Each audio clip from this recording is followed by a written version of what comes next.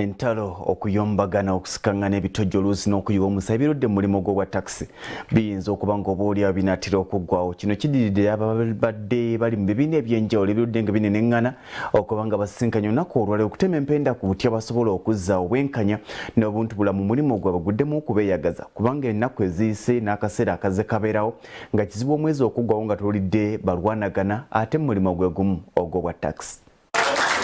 Abataxi mu Kampala basisinkanye okusala entoto ku butya bwe bayinza okumalawo endooliito ezibalimu basobole okwekulaakulanya. Bano babadde bakulembeddwamu abakulembeze baabwe okuva mu biwayi ebyenjawulo okubadde Katumba William, Mustafa Mayambala, Kalifani n'abalala. Baddereeva omuli Mawanda Francis ng'onale mu kupookya n'ebiwundu oluvannyuma lw'okukubibwa banne ku siteegi ya Entebbe boogedde ekiremesezza obumu mu mulimu guno. Leero ndowooza munda bwe nfaanana nina obuvune namenyebwa omukono era nga menyebwa eggurupu eyo nali Entebbe nga ndi ku mirimu gyange ngezaako okuba nga ndi ku mirimu gyange nennumbibwa ekibinja kyava Kampala nga kikulemberwa Chief Abiola n'omwami bamuyitaaga Babbaayi ne bajja ne bankuba emiggo naye ng'ekimu ku bitukubya tuteekawo sako eyamba baddereeva tuze tufe emabega nga tetukolakona bulungi naye emabega waliwo obukulembeze bwaliwo nga bweyagaliza nga bbo nga buli kyebufuna buteeka mu nsawo yaazo bonna entalo zaggwawo tubula bakati bonna babaddewo Katumba Mayambala bonna twabagatta kati bonna batambula kimu nga minisitule twagala bonna bwe bali batambulira wamu naye sente bwe zijja manyi abantu kasita sente zijja okayana kuvaawo ekibadde ekyo bwavu twagala kujjawo bwavu.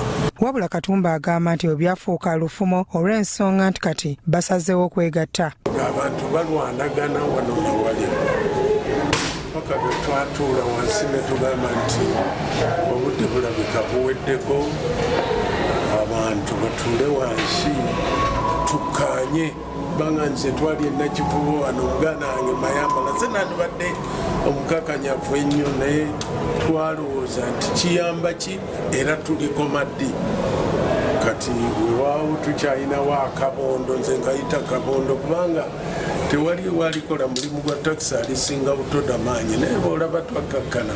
Salimu Uhuru omukulembeze mu Kampala aliko byayogedde ku kwegatta kw'abataxi n'ategeeza nti kati baakubayamba okusobola okukulaakulana.